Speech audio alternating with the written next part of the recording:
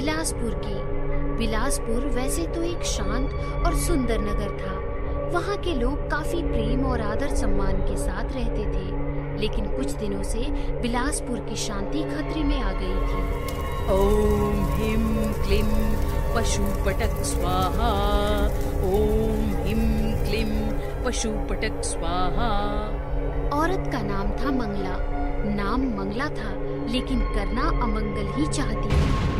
पता नहीं कहाँ से आई थी, लेकिन जब से आई थी शहर का माहौल खराब हो गया था। बंटी भाग भाग, बंटी भाग। ओम ह्रीं क्लीं अंतसः स्वाहा।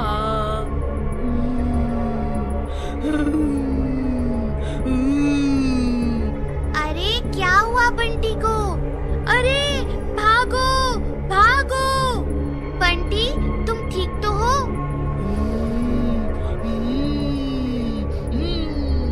अरे एम्बुलेंस को कॉल करो कोई।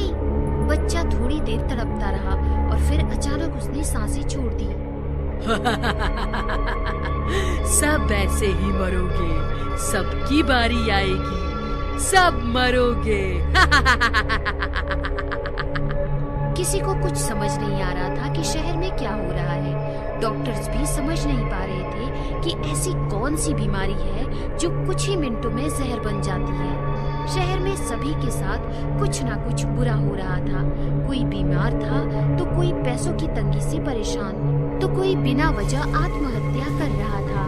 मंगला जिस सोसाइटी में रहती थी, उन सोसाइटी के लोगों ने शहर की बुरी हालत को देखकर एक शर्त लगाई। अरे ये सब कुछ उस मंगला की वजह से हो रहा है। हाँ हाँ, चुड़ैल है वो औरत।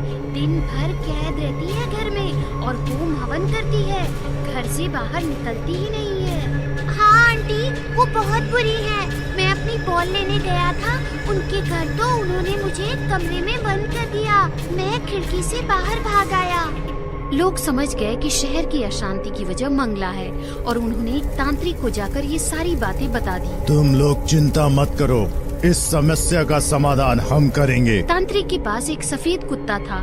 तांत्रिक अपना कुत्ता लेकर मंगला के घर पहुंचा। मुझे पहले से शक था कि शहर में कोई तो ऐसा वर्तुल है जहाँ से शहर में अंधेरा फैल रहा है। तुम हो वो वर्तुल, क्यों सता रही हो लोगों को? मैं चुड़ैल हूँ, अपना काम कर रही हूँ। तू कौन है मुझे रोकने वाला? तो तू ऐसे नहीं मानेगी। तांत्रिक ने अपने कुत्ते को इशारा किया। कुत्ता जाकर चुड़ैल को चाटने लगा। हटाओ इसे। आह। देखते ही देखते सफेद कुत्ता पूरा काला बन गया और चुड़ैल फिर से साधारण औरत मंगला बन गई। निकल जा यहाँ से। आज तो तुमने मुझे अपनी तंत्र विद्या से शक्तिहीन कर दिया है तांत्रिक, लेकिन याद रखना, मैं दोबारा जरूर लौट कर आऊंगी, दुगनी ताकत से आऊंगी और सबको मिटा दूंगी। ऐसा कहकर मंगला वहाँ से सीधे घने जंगल की तरफ निकल पड़ी। कुछ दिन बीत गए। शहर का माहौल धीरे धीरे बदलता चला गया और वापस शांत हो गया। शहर के सारे लोग अब शांति से अपना जीवन बिता रहे थे। ओम ह्रीं क्लीं ऊर्जामत् स्वः स्वाहा। ओम ह्रीं क्लीं ऊर्जामत् सः स्वाहा। तभी तेज हवा चलने लगी और मंगला का ध्यान टूट गया। थोड़ी देर बाद फिर से माहौल शांत हुआ और वो तपस्या करने लगी। ओम ह्रीं क्लीं ऊर्जामत् सः स्वाहा।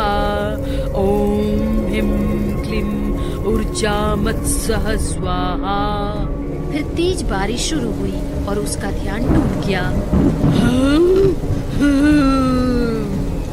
ये क्या हो रहा है मुझे? एकदम खोखली हो गई हूँ मैं। इस प्रकार जंगल में बैठकर मंगला रात दिन काली और बुरी शक्तियों का आवाहन कर रही थी।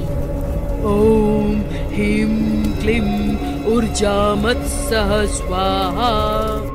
एक रात मंगला हवन कर रही थी, तभी एक बहुत बड़ा काला जहरीला नाग मंगला की तरफ बढ़ने लगा। ओम ह्रीं क्लीं ऊर्जामत् सः स्वाहा। अचानक उस इच्छाधारी नाग ने पुरुषी देह धारण कर लिया। कौन हो तुम? तुम इंसान तो नहीं हो सकती। मंगला ने भी आंखें खोलकर नाग को देखा।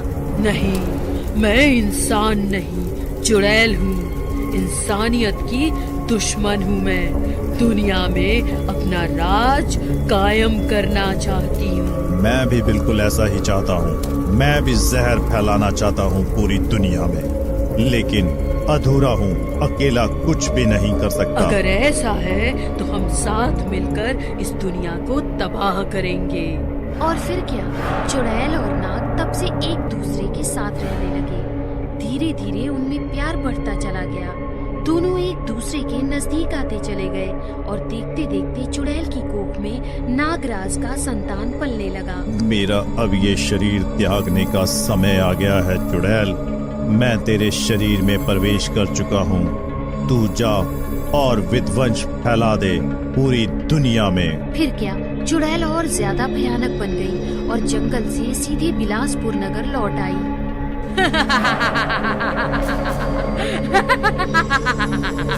सबको मिटा दूंगी, सबको मार दूंगी। भयानक चुड़ैल और उसकी कोख में भयानक जहरीला सांप देखकर लोग डर गए और इधर उधर भागने लगे। बचाओ, बचाओ! बचाओ, बचाओ! मंगला चुड़ैल लोगों को पकड़ने लगी और उन्हें नोच नोच कर मारने लगी। जो लोग चुड़ैल से दूर भागने की कोशिश करते, चुड़ैल की कोख से नाग फन निकालता हुआ बाहर आता और लंबा लंबा होते होते भागने वालों को डस लेता। सारा शहर डर गया। तांत्रिक के पास जाकर उन्होंने सारी कहानी सुनाई। तुम चिंता ना करो, मैं देखता हूँ उसे। तांत्रिक चुड़ैल के पास गया और उसने चुड़ैल पर मंत्र छोड़ना शुरू किया। तू अब मेरा कुछ नहीं बिगाड़ सकता तांत्रिक। कहा था ना मैंने, मैं दुगनी ताकत से वापस आई हूँ। तू मेरे अंदर की चुड़ैल तो रोक लेगा, लेकिन मेरे इस जहरीले बच्चे को कैसे रोकेगा? चुड़ैल की कोख से जहरीला सांप तांत्रिक की तरफ बढ़ने लगा। तांत्रिक भी डर गया और भागने लगा।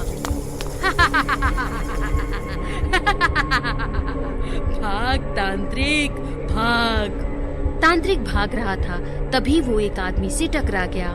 आदमी बीन बजाता हुआ आ रहा था। अरे महाराज, आप भाग क्यों रहे हैं? अरे भागो तुम भी। तुम जिस सांप को पकड़ने आए हो वो चुड़ैल की कोख में है। महाराज, मैं सपेरा हूँ, सांप को वश में करना जानता हूँ। अरे लेकिन चुड़ैल को कैसे वश में करोगे? चुड़ैल को मैं नहीं, आप वश में करोगे।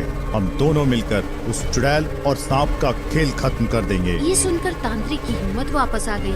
वो सपेरे को लेकर चुड़ैल के पास गया। तू फिर से आ गया तांत्रिक। अब तक तो बस खेल रही थी तुझसे, अब तुम्हें सच में मौत देती हूँ। ऐसा कहकर चुड़ैल ने कोख का सांप तांत्रिक की तरफ बढ़ाया। सांप बस तांत्रिक को डसने ही वाला था कि तभी सपेरे ने बीन बजाना शुरू किया और सांप घूमने लगा। ये क्या हो रहा है? सांप का इलाज? रुक, मैं तुम्हारा भी इलाज करता हूँ। ऐसा कहकर तांत्रिक ने मंत्रों उच्चारण करना शुरू किया। जय शिव शंभो, जय शिव शंभो। इधर सपेरे ने बीन बजाकर सांप को वश किया और चुड़ैल की कोख से सांप को खींच लिया।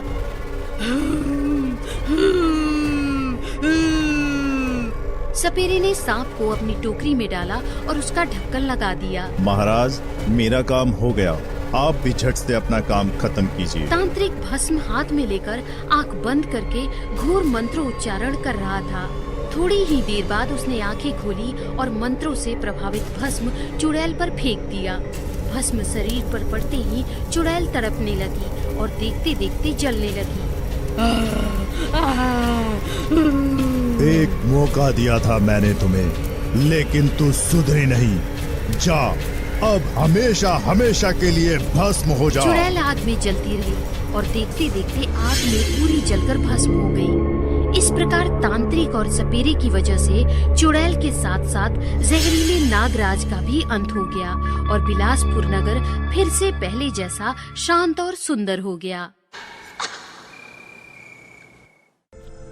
चुड़ैल की बेटी का जन्म। अमावस्या की काली रात थी। मायागंज के वीरान जंगल के पास स्थित शमशान में आज बहुत हलचल थी और इस हलचल के पीछे कारण था एक चुड़ैल के प्रसव का समय करीब होना। कई सारी चुड़ैलें उस गर्भवती चुड़ैल को घेर कर खड़ी थी और मन ही मन कुछ बुदबुदा रही थी। उधर वो चुड़ैल दर्द से कराह रही थी। आह आह आह। थोड़ी देर बाद गर्भवती चुड़ैल के सामने खड़ी चुड़ैलों ने जोर से फूंक मारी। वहां तेज तेज आंधी चलने लगी।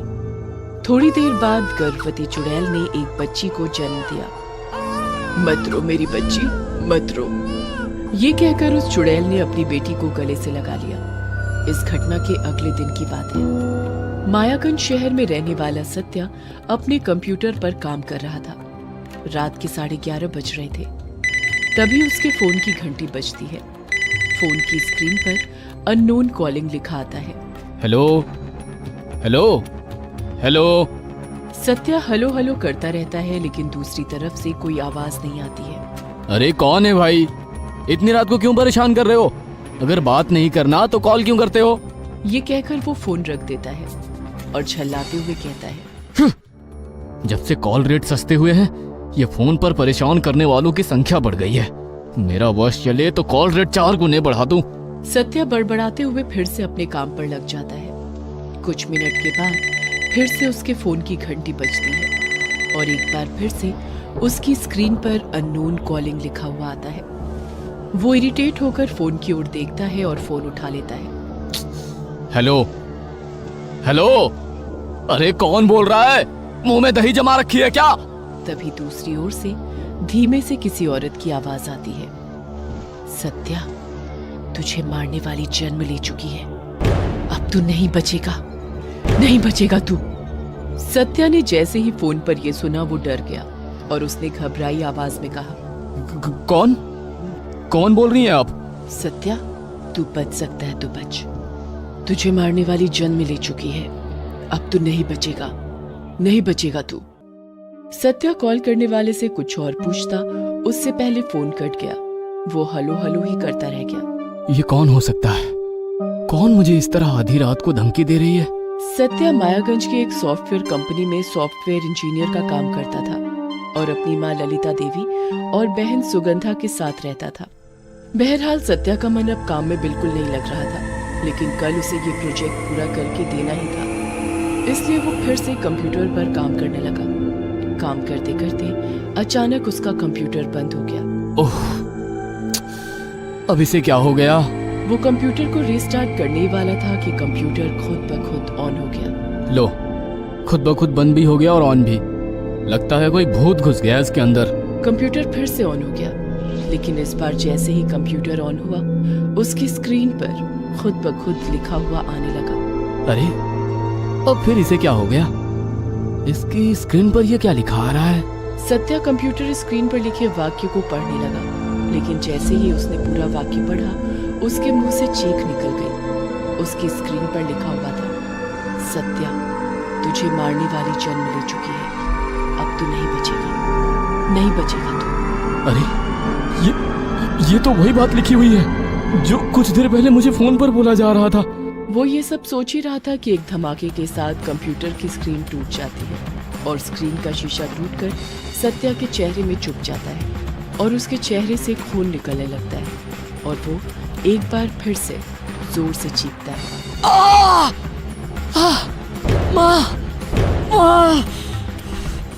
उसकी चीख की आवाज सुनकर उसकी माँ ललिता देवी और बहन सुगंधा भागती हुई उसके कमरे में आती है। क्या हुआ सत्या, क्या हुआ?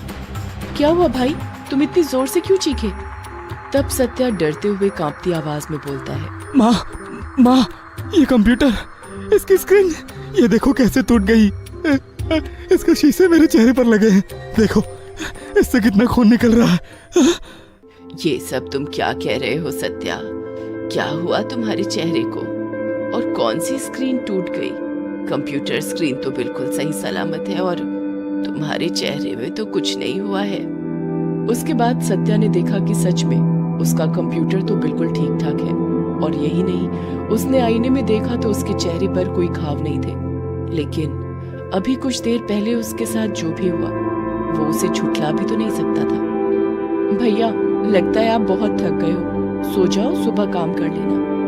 पूरी रात सत्या को नींद नहीं आई।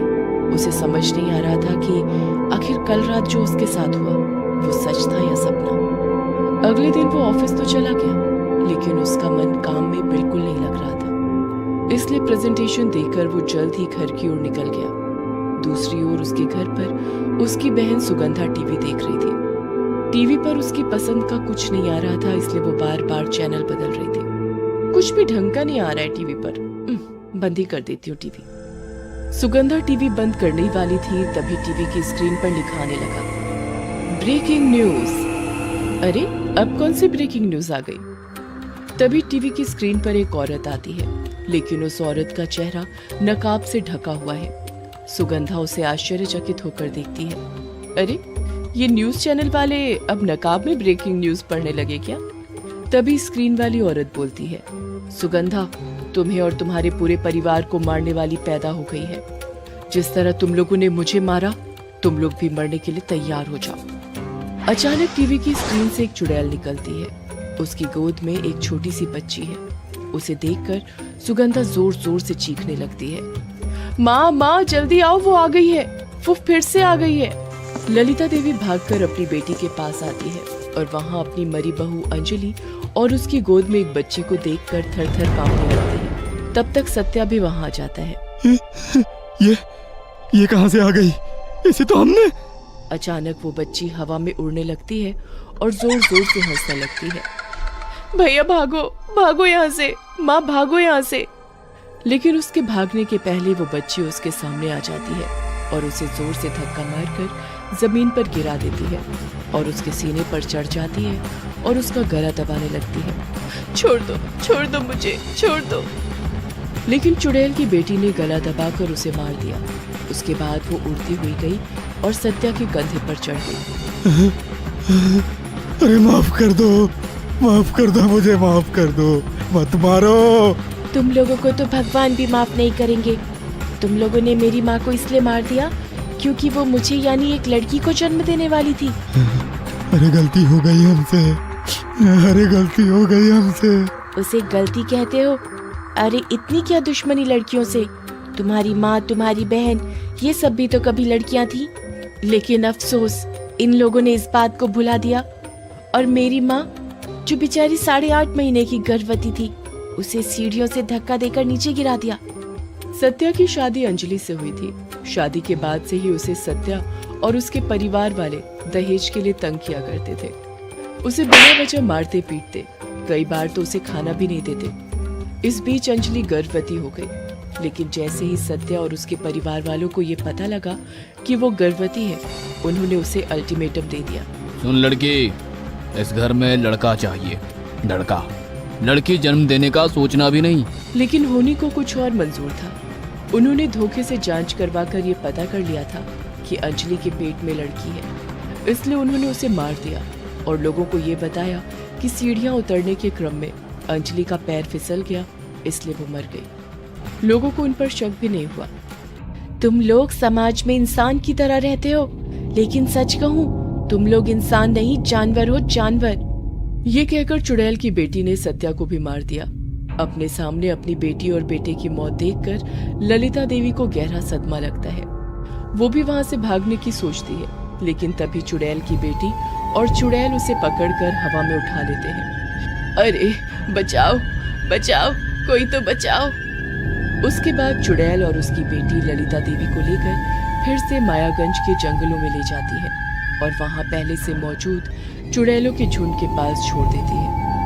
अपने बीच एक जिंदा औरत को देखकर सारी चुड़ैलें बहुत खुश हो जाती हैं। भोजन, भोजन, हमारा भोजन, बचाओ, बचाओ। ललिता देवी अपनी जान की भीख मांगती रहती है, लेकिन सारी चुड़ैलें मिलकर उसे मारकर खा जाती हैं।